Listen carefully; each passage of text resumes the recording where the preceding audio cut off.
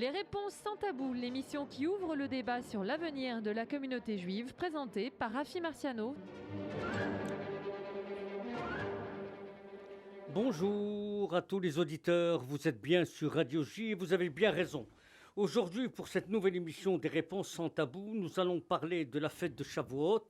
Et pour réfléchir à cette page unique et universelle de l'histoire juive, nous recevons une personnalité connue dans le monde du judaïsme français et spécialiste de la pensée juive, Chaim Nissenbaum. Bonjour. Bonjour. Alors, dois-je rappeler que vous êtes d'abord le porte-parole du mouvement Lubavitch de France et quand il vous reste du temps de libre, vous êtes un haut fonctionnaire de la République. Alors, Chaim Nissenbaum, nous allons réfléchir avec vous et avec nos auditeurs sur la place, le rôle et la signification de cette fête du don de la Torah qui a été donnée, nous sommes en 2448 de notre ère, du calendrier hébraïque. En quoi aujourd'hui, Chaim Nissenbaum, 32 siècles après, suis-je concerné par un événement historique qui s'est déroulé il y a 32 siècles? Et quelle signification revêt-il pour nous? Bien, on va le regarder à deux niveaux sans doute. Il est clair que pour nous, en tant que juifs, de manière un petit peu spécifique, on va dire, c'est le début des choses. C'est le début des choses, d'ailleurs, on le remarque de manière très claire. La fête de Shavuot est une fête qui n'est pas accompagnée de rites particuliers, contrairement aux autres grandes fêtes. Nous sortons de la fête de Pessah, celle de la sortie d'Égypte, où on a mangé de la matzah. Nous allons vers Rosh Hashanah, où on sonnera du shofar, Sukkot, où on ira dans une soukha. Shavuot n'a rien de spécifique. C'est une fête. Il n'y a pas un rituel. Pas de rituel spécifique. Nous avons bien sûr les interdictions habituelles de travail, mais rien de particulier. Pourquoi ? Parce que c'est une occasion fondamentale, parce que c'est la base de tout ce que nous sommes. Dieu se révèle à nous pour la première fois, il se montre à l'humanité, au travers du peuple juif bien sûr, mais cela s'adresse à tous les peuples du monde. À telle enseigne, nous dit-on, que les 10 commandements qui retentissent à ce moment-là, retentissent dans toutes les langues du monde, dans tous les endroits du monde. Mais pourquoi ? Parce que c'est quelque chose qui va fonder un nouveau temps. Et c'est ce nouveau temps-là, finalement, que nous allons non pas seulement commémorer avec la fête de Shavuot, mais que nous allons littéralement revivre. Alors, on dira peut-être que ça, et c'est vrai, c'est un point de vue très juif, en effet. Nous voyons le don de la Torah dans notre tradition, dans notre vision des choses. Mais je crois qu'aujourd'hui, il y a autre chose. Alors, Chaim Nissenbaum, aujourd'hui, le 6 et 7 Sivan, c'est la fête de Shavuot. Nous allons donc célébrer le don de la Torah, la fête des moissons, la fête des semaines, mais c'est aussi la lecture de la mère de la royauté, Ruth, l'anniversaire de la mort de David. Alors, David qui était l'arrière-petit-fils de Ruth et de Boaz. Pourquoi faire coïncider la Megillat Ruth avec Shavuot? Simplement les moissons. Alors, les commentaires nous le disent, ce sont les moissons. C'est la période, en effet, c'est dans une fête agricole. C'est une fête agricole. Pessah est une fête agricole. Sukkot est une fête agricole. Toutes nos fêtes, en réalité, sont calées sur le calendrier agricole, en dehors de leur signification historique. Mais il y a bien sûr quelque chose d'autre. Ruth, nous le savons, mais c'est l'accomplissement de beaucoup de choses. Alors, on le sait, Ruth fonde toutes les lois concernant la conversion, en réalité, puisque Ruth n'est pas juive d'origine. Il faut rappeler à nos auditeurs que Ruth en Moabia, ce qu'on appelle la Moabite, c'est-à-dire qu'il faut rappeler à nos auditeurs que lorsqu'il y a eu la destruction de Sodome et Gomorrhe, Lot a été sauvé grâce au mérite d'Abraham. Dieu a fait sortir Lot, sa femme et ses 2 filles, pour la faire courte. Et la maman s'est retournée pour voir, selon l'interdiction de Dieu, pour voir comment la ville de Sodome et Gomorrhe était détruite. Elle s'est transformée en statue de sel. Les 2 filles et le père, Lot, réfugiés dans une caverne, ont semblé dire que c'était la fin de l'humanité, qu'il n'y avait plus personne. Et le texte dit qu'elles ont fait boire leur père et elles ont eu un garçon chacun avec leur père, Moab, Amnon, et qui sont des peuples maudits qu'on ne doit pas convertir. Or, Ruth à Moabia, elle se convertit et elle est la grand-mère, l'arrière-grand-mère de David, donc du Messie. Absolument, l'ancêtre du Messie. Mais sa sincérité est éblouissante. Alors, les Moabites peuvent entrer dans le peuple juif malgré tout avec un décalage de quelques générations. Mais en tout état de cause, c'est toute la puissance de la démarche du converti qui apparaît ici. Mais souvenons-nous, elle suit sa belle-mère, puisque son mari est mort. Elle suit sa belle-mère en exil. Naomi en exil dans des conditions extrêmement difficiles. Et alors que Naomi lui dit, mais retourne chez ton père, retourne dans ta famille, on va t'accueillir. Je n'ai plus rien à t'offrir. Et elle a une belle-sœur d'ailleurs, la femme qui a accepté de partir. Qui a accepté de partir, qui aussi, qui était une princesse d'ailleurs. Absolument, mais qui elle aussi voudrait bien rester, qui propose à Naomi, qui aime Naomi. Mais Naomi lui dit, ce n'est pas ton intérêt, retourne chez toi, tes parents t'attendent. Et elle comprend que c'est juste, et elle y va, et personne ne lui reproche rien. Mais Ruth a une phrase exceptionnelle. Quand elle dit à Naomi, Chaim Nissenbaum, elle lui dit, ton peuple sera mon peuple, ton Dieu sera mon Dieu, et ta terre sera ta terre. Exactement. C'est ça le fondement de la conversion. Absolument. C'est-à-dire qu'elle accepte tout, qu'elle n'a pas d'intérêt, mais qu'elle choisit parce que son cœur la pousse. Elle comprend qu'il n'y a pas d'autre solution que celle-là. C'est son libre choix. Elle aurait pu dire non. Et encore une fois, c'est pour vous l'absolu de la Emouna. Absolument. C'est l'expression la plus pure de ce que l'on appelle vouloir s'attacher à Dieu, se convertir.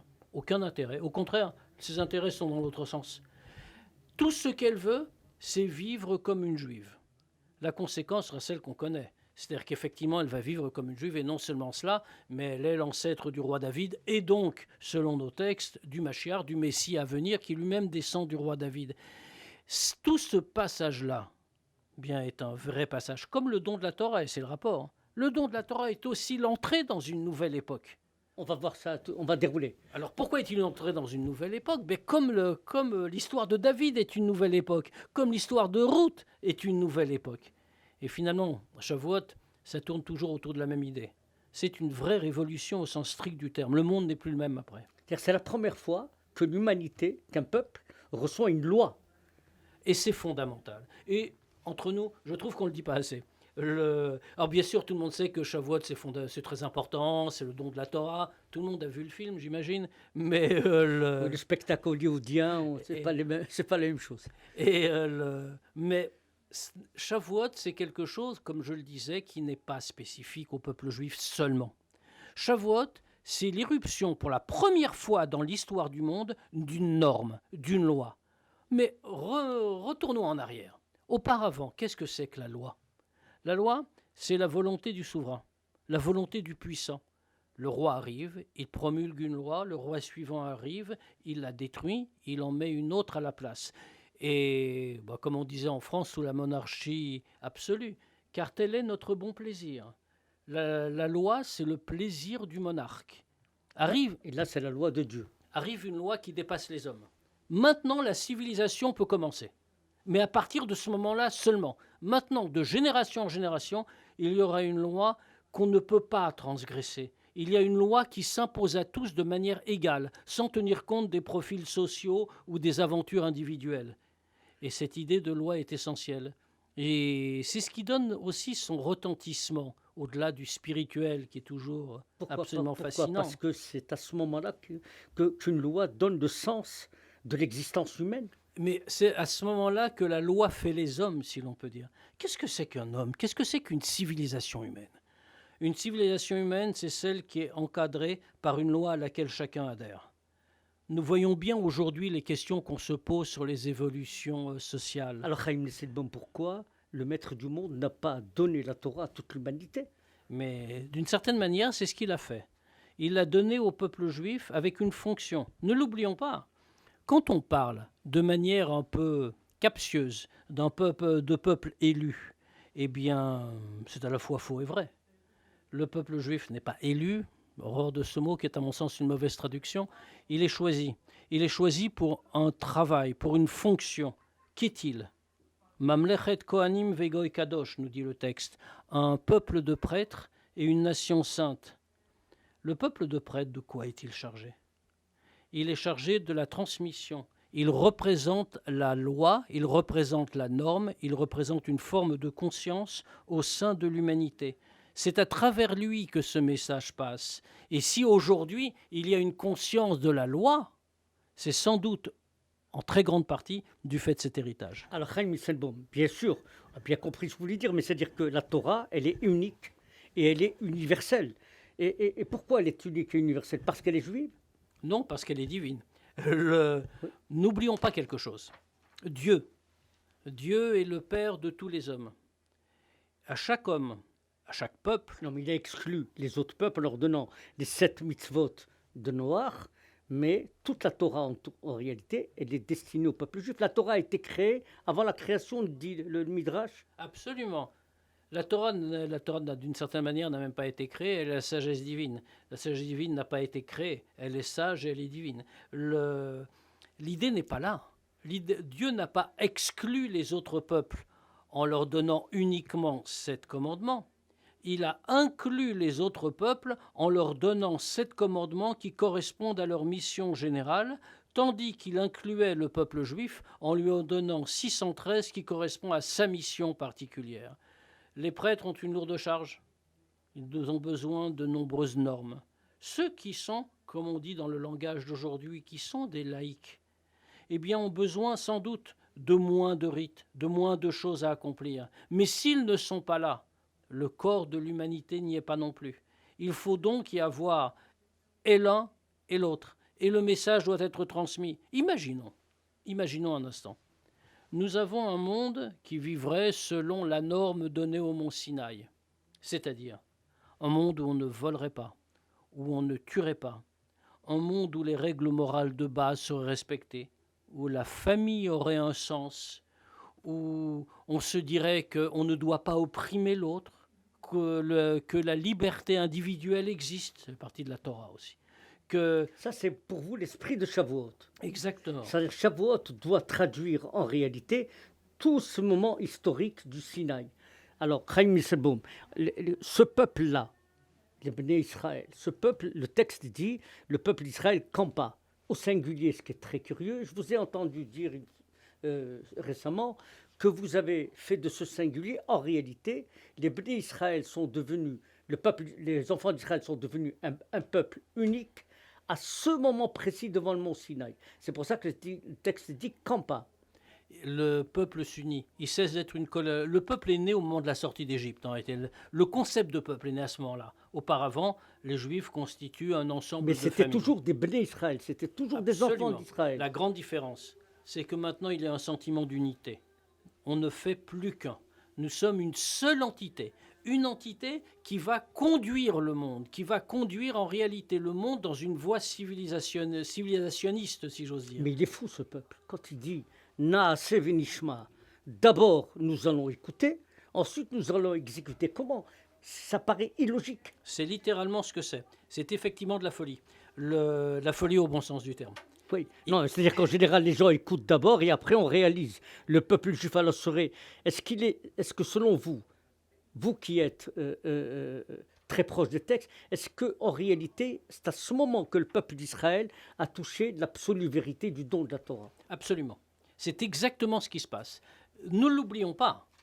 Le peuple juif rassemblé au pied de la montagne fait quand même une expérience spirituelle qu'on a peine à comprendre et qu'on n'arrive en aucun cas à décrire. Il voit Dieu. N'oublions pas ce fameux Midrash. Lorsque Dieu dit les 10 commandements, donc il apparaît. Et s'il vous plaît, ne me demandez pas ce que ça veut dire concrètement. Mais en tout cas, les Juifs voient Dieu. À tel point, nous dit-on, qu'à ce moment-là, leur âme quitte leur corps.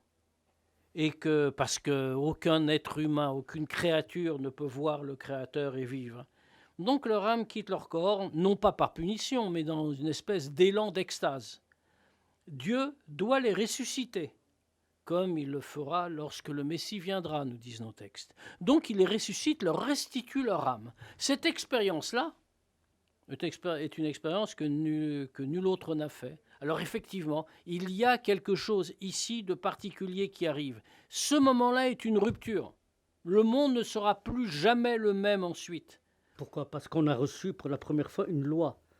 Et parce que Dieu nous est apparu. Est-ce que vous considérez que c'est une passerelle entre le Créateur et son peuple? Absolument, mais c'est ce qu'est la loi. Relevez quelques versets du texte de la Torah qui décrivent l'événement. Nous y trouvons des mots tout à fait étonnants. Va Yered Hashem al Sinaï, et Dieu descendit sur le mont Sinaï. On a tout de suite envie de poser la question, mais pourquoi il ne s'y trouvait pas? Peut-être que dans le monde de Dieu, il n'y a pas la place pour l'homme. Ou plus simplement, oui, certainement pour l'homme, offense créature matérielle, ça me semble un peu difficile.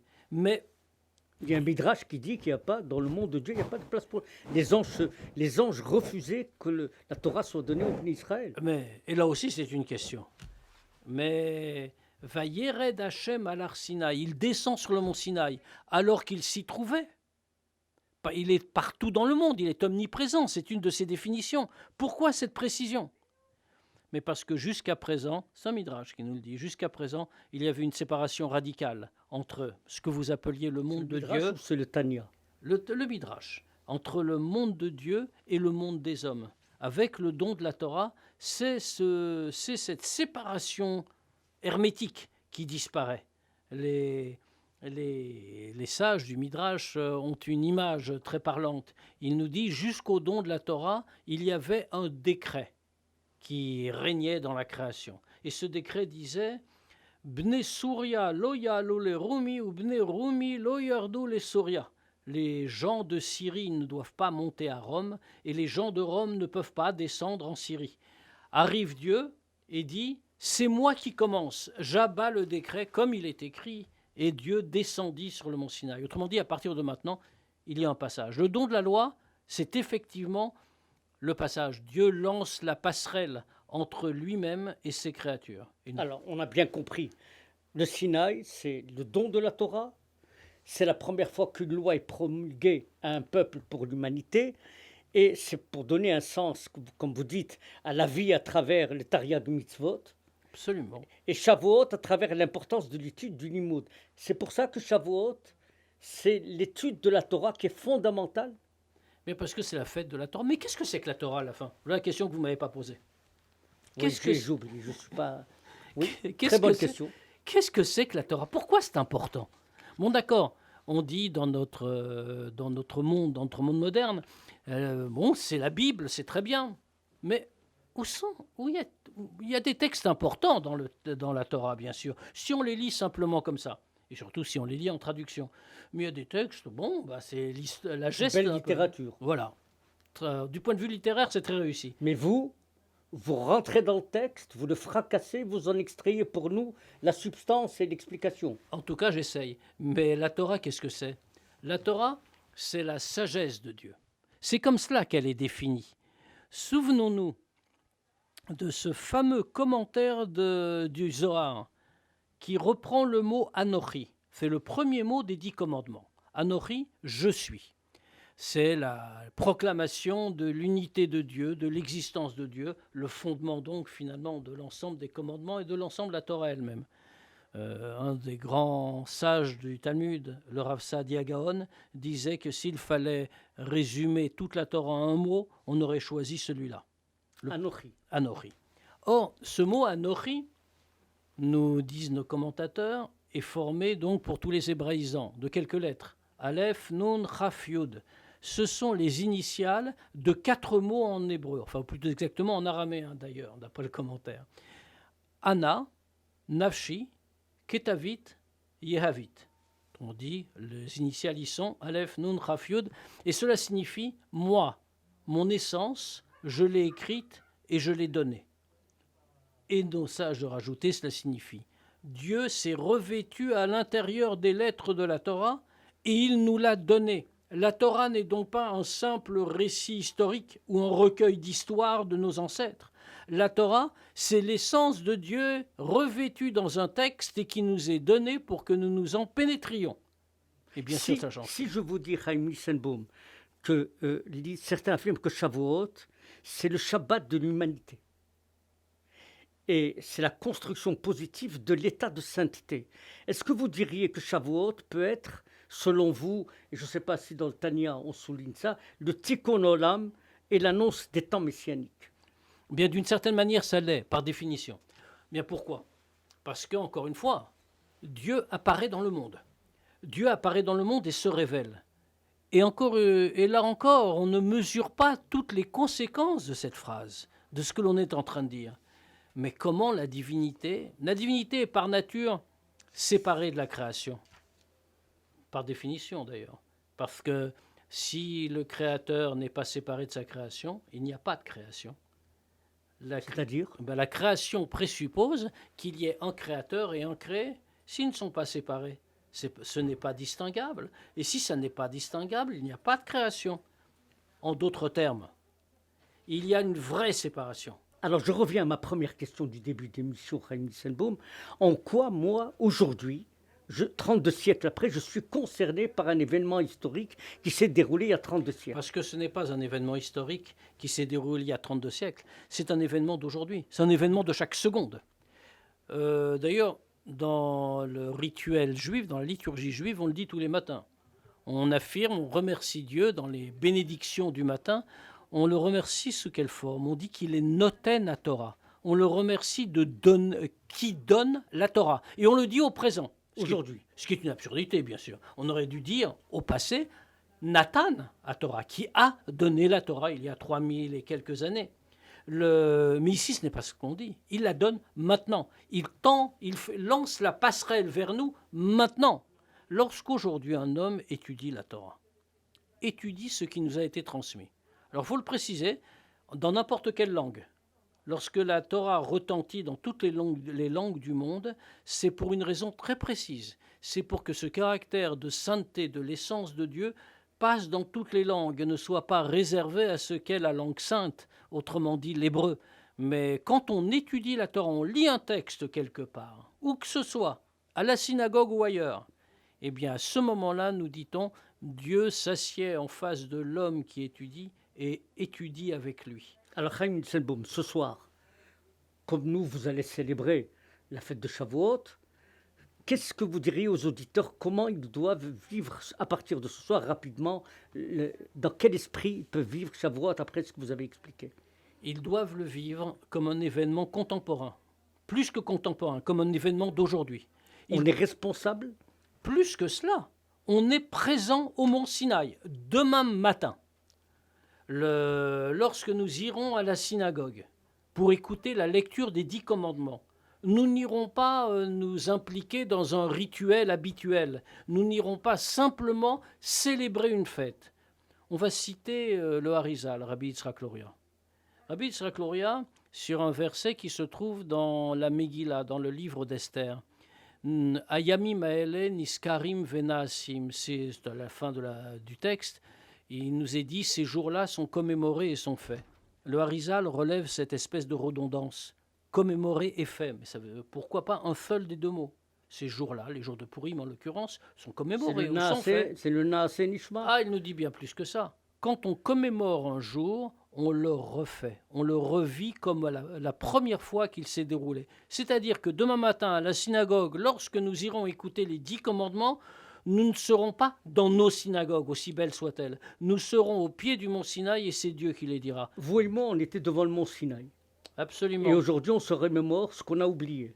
C'est exactement ce qui se passe. Donc il faut le vivre de manière contemporaine, moderne, pas comme un souvenir, mais comme une aventure extraordinaire que nous avons la chance de pouvoir vivre. Alors, Chaim Nissenbaum, Chag Sameach, merci de cet éclairage de Shavuot et à très bientôt sur Radio J. Chag Sameach.